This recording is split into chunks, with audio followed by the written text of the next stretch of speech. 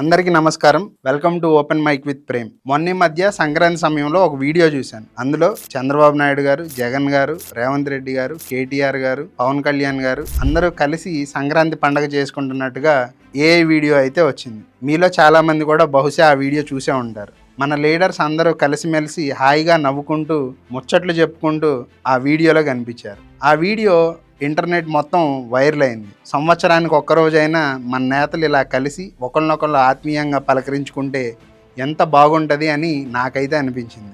Course ఇప్పుడున్న పరిస్థితుల్లో ఇలాంటివి సాధ్యం కావనుకోండి, కానీ కనీసం మన నేతలు ఒకరినొకరు ఎదురుపడినప్పుడైనా రాజకీయాలు మర్చిపోయి హాయిగా మాట్లాడుకుంటే బాగుంటుంది కదా అని అనిపించింది. అలాంటి సీన్ ఒకటి రిపబ్లిక్ డే రోజు జరిగింది. ఇవాళ మనం మాట్లాడుకోబోయే టాపిక్ ఈ అంశం గురించి. Healthy politics as a common మ్యాన్గా మనకి ఎంత అవసరం, హేట్ పాలిటిక్స్ రాజకీయాలను ఎలా పొల్యూట్ చేస్తున్నాయి అనే అంశాల మీద ఈరోజు మనం మాట్లాడుకుందాం.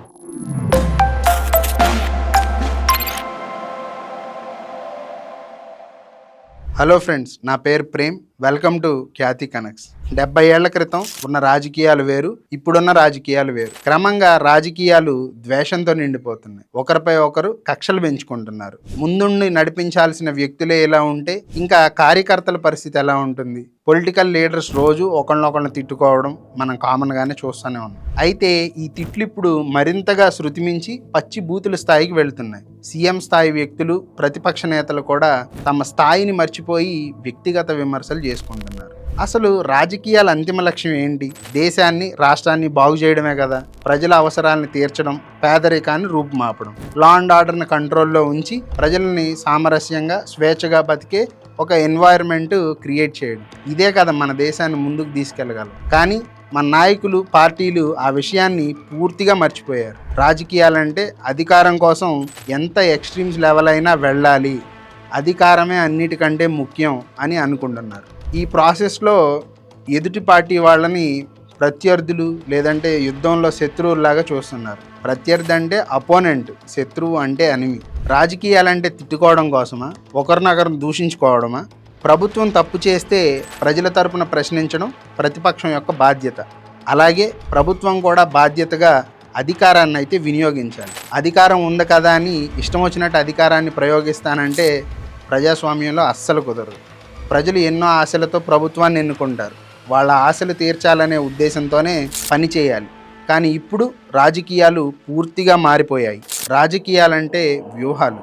అధికారం నిలబెట్టుకోవడానికి, అధికారం సాధించడానికి చేసే ఒక ప్రయత్నంగా ఇప్పుడున్న పరిస్థితులు అయితే మనకు కనిపిస్తుంది. ఎన్నికల్లో గెలవడానికి ఆ 4-5 నెలలు పార్టీలు ఒకరినొకరు విమర్శించుకోవడం, వాళ్ళేం చేస్తారో చెప్పడం వరకు ఓకే. ఆ తర్వాత ప్రభుత్వం రాజకీయాలు పక్కన పెట్టి బాధ్యతగా పనిచేయాలి. ప్రతిపక్షం మీద కక్షపూరిత రాజకీయాలు చేయకూడదు. అలాగే ప్రతిపక్షం ప్రభుత్వానికి తప్పుల్ని ఎత్తి చూపే బాధ్యత ఉంటుంది తప్ప ప్రతి అంశాన్ని విమర్శాత్మక కోణంలో చూడాల్సిన అవసరం లేదు. కానీ ఇప్పుడున్న పరిస్థితుల్లో అటు దేశవ్యాప్తంగా కావచ్చు, ఇటు రాష్ట్ర వ్యాప్తంగా కావచ్చు, 5 ఏళ్ళు పార్టీలు ఒకళ్ళపై ఒకళ్ళు కుట్రలు చేసుకోవడం, అన్ని హద్దులు చెరిపేసేసి ఒకరి మీద ఒకరు ద్వేషపూరితంగా విమర్శలు చేసుకోవడం మనం డైలీ రొటీన్గా చూస్తూనే ఉన్నాం. అధికార పార్టీ అయినా ప్రతిపక్షమైనా ఒకరినొకళ్ళు డెమనైజ్ చేసుకోకుండా వాళ్ళ బౌండరీస్ని గుర్తించుకొని రాజకీయాలు చేసినప్పుడే ప్రజలకు కానీ రాష్ట్రానికి కానీ మంచి అనేది జరిగింది. ఎక్కడైతే ఇలాంటి హెల్దీ పాలిటిక్స్ ఉంటాయో అక్కడ మనం అభివృద్ధిని అయితే చూడగలం. ప్రోగ్రెస్ అనేది అవుతూ ఉంటుంది. ప్రజలు కూడా దాన్ని హర్షిస్తారు. ఇలా జరగాలంటే ముందుగా రాజకీయ నేతలు ఒకరినొకళ్ళు ద్వేషించుకోవడం మానేయాలి. కన్స్ట్రక్టివ్ పాలిటిక్స్ చేయాలి. విమర్శలు గౌరవప్రదంగా, అర్థవంతంగా ఉండాలి. కానీ హద్దులు దాటేసి బూతులు తిట్టుకోవడం అనేది కంప్లీట్గా ఆగాలి. అలాగే పార్టీలకు చెందిన నేతలు ఇతర పార్టీల నేతలతో కలిసినప్పుడు సహృదయంతో పలకరించే కల్చర్ అనేది పెరగాలి. కానీ ఇప్పుడున్న నేతల్లో ఇలాంటి హెల్దీ పాలిటిక్స్ కోరుకుంటున్న వాళ్ళు ఎంతమంది? మనం వేళ్ల మీద లెక్క పెట్టొచ్చాము. మన తెలుగు రాష్ట్రాల్లో ఒక స్టాల్వార్ట్ లీడర్ మాత్రం ఇలాంటి ఒక మంచి సంప్రదాయాన్ని పాటిస్తున్నారని నాకు అనిపించింది. ఆయన్ని ఖచ్చితంగా అప్రిషియేట్ చేయాలని ఈ వీడియో అయితే చేస్తున్నాను. ఆయన ఎవరో కాదు, ఉత్తరాంధ్ర వైఎస్ఆర్సీపీ సీనియర్ లీడర్, ఆంధ్రప్రదేశ్ శాసన మండలి ప్రతిపక్ష నేత బొత్స సత్యనారాయణ. ముందు నుండి కూడా ఆయన పెద్దగా కాంట్రవర్షియల్ స్టేట్మెంట్ ఇవ్వడానికి ఇష్టపడే వ్యక్తి కాదు. ఆయన ఎప్పుడు హద్దు మీరి ఎవరి మీద విమర్శలు చేసింది లేదు. క్లీన్ అండ్ డీసెంట్ పొలిటీషియన్గా ఆయన ప్రజల్లో అయితే కనపడతారు. అలాగే హుందాగా కూడా ఉంటారు. ఎదుటి పార్టీల నేతలు ఎదురైనప్పుడు ఒక పెద్దరికం తీసుకొని చక్కగా పలకరిస్తారు. ఆయన వైఎస్ఆర్సీపీలో చాలా ఇంపార్టెన్స్ ఉన్న లీడర్, నెంబర్ 2 అని కూడా మనం అనుకోవచ్చు. ఎందుకంటే ఆయన ఇప్పుడు ఫ్లోర్ లీడర్గా ఉన్నారు కాబట్టి. అయినా కూడా టీడీపీ, జనసేన, కాంగ్రెస్ ఇలా అన్ని పార్టీల లీడర్లను ఆయన ఎక్కడ కనపడినా మనసులో ఏం పెట్టుకోకుండా హుందాగా పలకరిస్తారు, హార్ట్ఫుల్గా విష్ చేస్తారు. మొన్న రిపబ్లిక్ డే సందర్భంగా విజయవాడ లోక్ భవన్లో ఎట్ హోమ్ అనే కార్యక్రమం అయితే జరిగింది. ప్రతి సంవత్సరం రిపబ్లిక్ డే అలాగే ఇండిపెండెన్స్ డే సందర్భంగా ఏపీ గవర్నర్ గారు హోస్ట్ చేసే ప్రోగ్రామ్ ఇది. ఇదే ఈవెంట్లో ముఖ్యమంత్రి, ఉప ముఖ్యమంత్రి, మంత్రులు, అపోజిషన్ లీడర్స్ అందరూ పాల్గొంటారు. అలానే ఏపీ హైకోర్టు జడ్జిలు, ఐఏఎస్ ఆఫీసర్లు కూడా పాల్గొంటారు. వీళ్ళతో పాటు ఆర్మీకి సంబంధించినటువంటి హై ర్యాంక్ అఫీషియల్స్ కూడా పాల్గొంటారు. బొత్స సత్యనారాయణ శాసన మండలి ప్రతిపక్ష నేత కాబట్టి ఆయనకి క్యాబినెట్ హోదా ఉంటుంది కాబట్టి ఆయన కూడా ఈ ప్రోగ్రాంకి అయితే అటెండ్ అయ్యారు. సాధారణంగా రాజకీయ పార్టీలు నేతల మధ్య ఎలాంటి వాతావరణం ఉంటుందో మనందరికీ తెలుసు. ఎదురు పడినా కూడా పలకరించకపోవడం లేదా మొహమాటం కొద్దీ ఇబ్బంది పడుతూ పలకరించడం చూస్తుంటాం.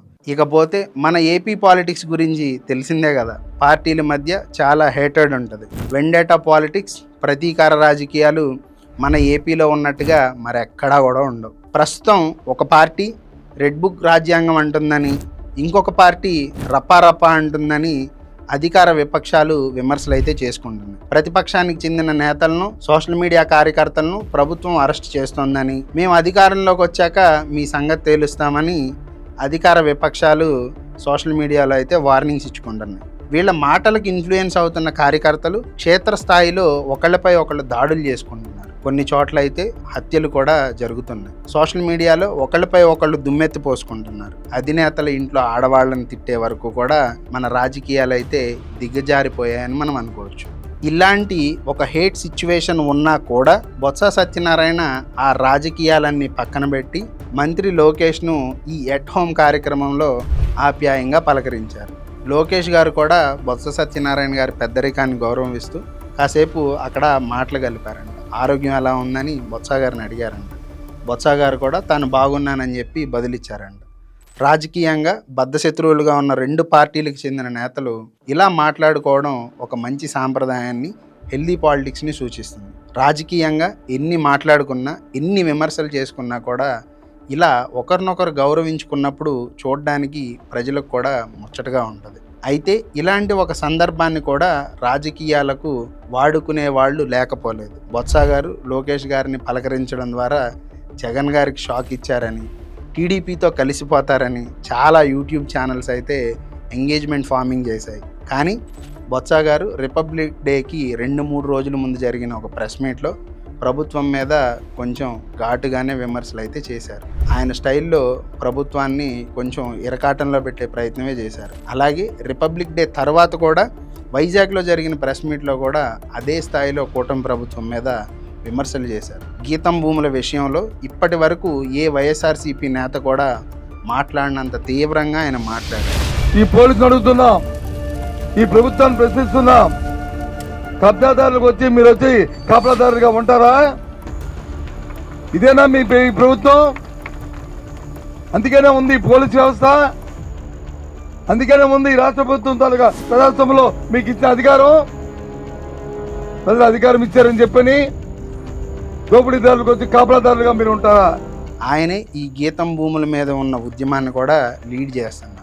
5,000 కోట్ల విలువ చేసే భూములను తన కుటుంబ సభ్యుడు ఎంపీ భరత్కు చెందిన గీతం సంస్థలకు కట్టబెట్టారని, అవినీతి కబ్జాలు చేయడమే కూటమి విధానమా అని ఆయన స్టైల్లో విమర్శలు కూడా చేశారు. ప్రత్యర్థి పార్టీకి చెందిన నేతలు ఎదురైనప్పుడు పలకరించడం, ఆ తర్వాత మామూలుగానే వాళ్ళ మీద రాజకీయంగా విమర్శలు చేయడం ఆయనకి ముందు నుండున్న అలవాటు. ఇంతకు ముందు కూడా బొత్స గారు పవన్ కళ్యాణ్ గారిని ఇలానే ఆప్యాయంగా పలకరించారు. ఏపీ అసెంబ్లీ ప్రాంగణంలో పవన్ కళ్యాణ్ గారిని ఆలింగనం చేసుకున్నారు. అక్కడే వారిద్దరూ కాసేపు సరదాగా మాట్లాడుకున్నారు. అలా అని ఆయన ప్రభుత్వాన్ని, పవన్ కళ్యాణ్ని విమర్శించడంలో ఎక్కడా కాంప్రమైజ్ కాలేదు. పవన్ కళ్యాణ్ గారిని ఇప్పటికీ ప్రతి ప్రెస్ మీట్లో కూడా విమర్శలు చేస్తుంటారు. శాసన మండలిలో లోకేష్ గారు, బొత్స గారి మధ్య చాలాసార్లు హీటెడ్ ఆర్గ్యుమెంట్స్ కూడా జరిగాయి. ప్రత్యర్థుల్ని గౌరవించడం మానవ ధర్మం అయితే, ఒక రాజకీయ నేతగా ప్రత్యర్థి పార్టీల మీద విమర్శలు చేయడం రాజకీయ ధర్మం. అలా ఎక్కడా కూడా హద్దు దాటకుండా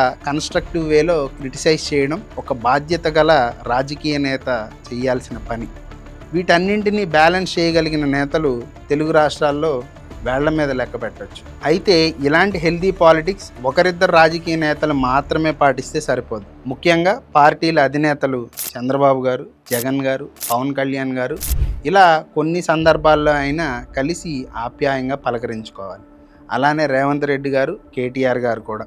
అప్పుడే గ్రామ నియోజకవర్గ స్థాయిలో నేతలు, కార్యకర్తలు కూడా ఒకరిపై ఒకళ్ళు పగలు ప్రతీకారాలతో దాడులు చేసుకునే సంస్కృతి అయితే తగ్గుతుంది. అలాగే ఎన్నికల పోలింగ్ ఫలితాల రోజు పార్టీల మధ్య ఉండే ఉద్రిక్తతలు కూడా తగ్గుతాయి. పార్టీలు మారినప్పుడల్లా కార్యకర్తలు ఊళ్ళు వదిలేసి వెళ్ళిపోయే పరిస్థితి కూడా రాకుండా ఉంటుంది. పొలిటికల్ మర్డర్స్ కూడా ఆగుతాయి. కానీ ఇలా ఉండడానికి నేతల్లో విచక్షణ ఉండాలి, బ్రాడ్ మైండెడ్ పీపుల్ ఉండాలి. అలానే ఇన్సెక్యూరిటీ కూడా ఉండకూడదని నేనైతే అనుకుంటాను. అలా ఒకళ్ళనొకళ్ళు బూతులు తిట్టుకుంటే అధికారం రాదనే మినిమం కామన్ సెన్స్ కూడా ఉండాలి. బూతులు తిట్టుకుంటేనే అధికారం వస్తుంది అనుకుంటే బూతులు మాట్లాడే ప్రతి ఒక్కళ్ళు కూడా రాజకీయ నేత అయిపోతారు కదా. ఉందాగా రాజకీయాలు చేస్తేనే ప్రజలు గౌరవిస్తారు, గెలిపిస్తారు అనే ఆలోచన మన నేతలందరిలోనూ కూడా రావాలి.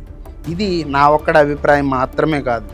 కామన్ సెన్స్తో ఆలోచించే ఎవరైనా కూడా హుందాగా ఉండే నేతల్ని ఇష్టపడతారు. వైఎస్ఆర్ గారు, చంద్రబాబు గారు కూడా ఇద్దరు మంచి ఫ్రెండ్స్. పాలిటిక్స్లోకి వచ్చిన తొలి రోజుల్లో వాళ్ళు కలిసి తిరిగేవారని, కలిసి రాజకీయాలు చేసేవారని చాలా సందర్భాల్లో చంద్రబాబు గారు చెప్తా ఉంటారు. ఒక సందర్భంలో అసెంబ్లీలో మాట్లాడుతూ జగన్కి తెలియకపోవచ్చు, వైఎస్ఆర్ నా బెస్ట్ ఫ్రెండ్ అని చెప్పుకున్నారు. జగన్మోహన్ రెడ్డి తెలియకపోవచ్చు దశ 78, 83 మా ఇద్దరిలో ఇక్కడ 2 రోజులు తెలుస్తుంది.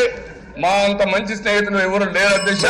వైఎస్ఆర్ గారితో రాజకీయ వైరం మాత్రమే ఉందని, వ్యక్తిగతంగా ఇద్దరము మంచి ఫ్రెండ్స్ అని అన్నారు. ఇద్దరు మొదటిసారి ఎమ్మెల్యేలుగా అయినప్పుడు ఒకే గదిలో పడుకునే వాళ్ళమని కూడా చెప్పారు. ఒక్క అసెంబ్లీలోనే కాదు, బాలకృష్ణ గారి అన్స్టాపబుల్ షోలో కూడా ఆయన ఇదే విషయాన్ని చెప్పారు. స్నేహానికి వాల్యూ ఇచ్చి ఎలాంటి ఈగో లేకుండా చంద్రబాబు గారు ఈ విషయాన్ని ఎప్పుడూ చెబుతుంటారు. ఈ విషయంలో ఆయన్ని మనం ఖచ్చితంగా అప్రిషియేట్ చేయొచ్చు.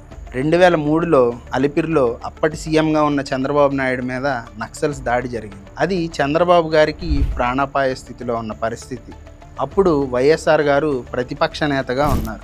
ఈ విషయం తెలియగానే ఆయన వెంటనే ఆసుపత్రికి వెళ్ళి చంద్రబాబును పరామర్శించారు. అలాగే తిరుపతిలో అప్పటి కాంగ్రెస్ లీడర్స్తో కలిసి నిరసన కూడా తెలిపారు. అలాగే వైఎస్ఆర్ గారు ముఖ్యమంత్రిగా ఉన్న సమయంలో వాళ్ళిద్దరూ కలిసి ఆత్మీయంగా పలకరించుకున్న సందర్భాలు చాలా ఉన్నాయి. అలానే వాళ్ళిద్దరి మధ్య అసెంబ్లీలో చాలా హీటెడ్ ఆర్గ్యుమెంట్స్ కూడా జరిగాయి. కానీ అవి ఒక స్థాయి వరకు మాత్రమే వెళ్ళాయి. ఇప్పటిలాగా బూతులైతే వాళ్ళు మాట్లాడలేదు, ఉందాగానే ఉండేవాళ్ళు. ఇప్పుడు అధికార పక్షం, ప్రతిపక్షాల మధ్య ఇలాంటి ఒక వాతావరణం ఊహించగలమా? కేవలం ఆంధ్రాలోనే కాదు, ఇటు తెలంగాణలో కూడా రాజకీయాలు బూతులమయంగా మారిపోయాయి. రేవంత్ రెడ్డి గారు, కేటీఆర్ గారు ఇద్దరూ కూడా ఒకరినొకరు కించపరుచుకుంటూ హద్దులు దాటి విమర్శలు చేసుకోవడం మనం చూస్తూ ఉన్నాం. దేశ రాజకీయాల్లో ఇలాంటి హెల్దీ పాలిటిక్స్ గురించి మనం మాట్లాడుకోవాలంటే ముందుగా రాజీవ్ గాంధీ గారి గురించి చెప్పుకోవాలి. రాజీవ్ గాంధీ గారు ప్రధానిగా ఉన్న సమయంలో అటల్ బిహారీ వాజ్పేయి గారు చేసిన సాయాన్ని మనం ఒకసారి గుర్తు చేసుకోవాలి. ఈ సంఘటన స్వయంగా అటల్ బిహారీ వాజ్పేయి గారే పార్లమెంట్ సాక్షిగా వివరించారు. 1980లో వాజ్పేయి గారు తీవ్రమైన కిడ్నీల సమస్యతో బాధపడుతున్నారు. వైద్యం చేయించుకోవడానికి వాజ్పేయి గారి స్తోమత అయితే సరిపోలేదు అప్పట్లో. ఈ విషయాన్ని తెలుసుకున్న రాజీవ్ గాంధీ గారు యుఎన్కి వెళ్ళే ఇండియన్ డెలిగేషన్లో వాజ్పేయి గారి పేరు రాయించారు. అక్కడికి వెళ్ళి వైద్యం చేయించుకొని రావాలని వాజ్పేయి గారికి సూచించారు. అలానే వాజ్పేయి గారి ప్రాణాన్ని నిలబెట్టారు. రాజీవ్ గాంధీ ఈ విషయం ఎవ్వరికీ తెలియనివ్వలేదు. రాజీవ్ గాంధీ మరణించిన కొన్నేళ్ల తర్వాత వాజ్పేయి ప్రధానిగా ఉన్న సమయంలో పార్లమెంటులో ఈ విషయాన్ని వాజ్పేయి గారు అయితే బయటపెట్టారు. ఇక్కడ కేవలం రాజీవ్ గాంధీ గొప్పదనం మాత్రమే కాదు, ఈ విషయాన్ని బయటపెట్టిన వాజ్పేయి గారి గొప్పదనాన్ని కూడా మనమందరం అక్నాలెడ్జ్ చేయాలి. రాజీవ్ గాంధీ కానీ పివి నరసింహారావు కానీ ఇద్దరూ కూడా నాడు ప్రతిపక్ష నేతగా ఉన్న వాజ్పేయిని అనేక విషయాల్లో సలహాలు అడిగేవారు. ప్రతిపక్షం నుండి ఇలాంటి సలహాలు, సూచనలు అడిగి తీసుకోవడం ప్రతిపక్షాన్ని గౌరవించడం. అప్పటి రాజకీయాల్లో ఇలాంటివి జరుగుతూ ఉండేవి. ఎన్ని తిట్టుకున్నా కొన్ని బౌండరీస్ వాళ్ళు పెట్టుకొని వాల్యూస్తో రాజకీయాలు చేసేవాళ్ళు. ఎన్నికల వరకు మాత్రమే రాజకీయాలని, మిగిలిన సందర్భాల్లో దేశాన్ని ముందుకు తీసుకెళ్లడం, అందుకు విపక్షాలను కూడా కలుపుకుపోవడం వాళ్ళ నుండి ఇప్పటి నేతలైతే ఖచ్చితంగా నేర్చుకోవాలి. ఇప్పుడున్న పరిస్థితుల్లో మళ్ళీ ఇలాంటి రాజకీయాలని మనమైతే ఊహించలేం. కానీ రాష్ట్రం, దేశం, ప్రజలు బాగుండాలంటే ఇలాంటి హెల్తీ పాలిటిక్స్ అవసరం ఎంతైనా ఉంది. ఒక ప్రభుత్వంలో తీసుకున్న మంచి నిర్ణయాలను మరో ప్రభుత్వంలో కూడా ఖచ్చితంగా కొనసాగించాలి. డెవలప్మెంట్ సైకిల్కి ఇలాంటి వెండేటా పాలిటిక్స్ ఎప్పుడూ కూడా అడ్డుపడకూడదు. రాజకీయ నేతలు తమ బాధ్యతను గుర్తు చేసుకొని హుందాగానే వ్యవహరిస్తేనే కింది స్థాయిలో ఉండే కార్యకర్తల మధ్య కూడా ఒక మంచి వాతావరణం ఉంటుంది. రాజకీయాలు ఎంత మోడరేట్గా, ఎంత కన్స్ట్రక్టివ్గా ఉంటే ప్రజలకు, రాష్ట్రానికి అంత మంచిది. పార్టీల మధ్య ఈ హేట్ పాలిటిక్స్ పెరిగిపోతే అంతిమంగా నష్టపోయేది ముందు ప్రజలు, రాష్ట్రం, తర్వాత దేశం అనేది అందరూ కూడా గుర్తించాలి. Thanks for watching the video. Don't forget to subscribe.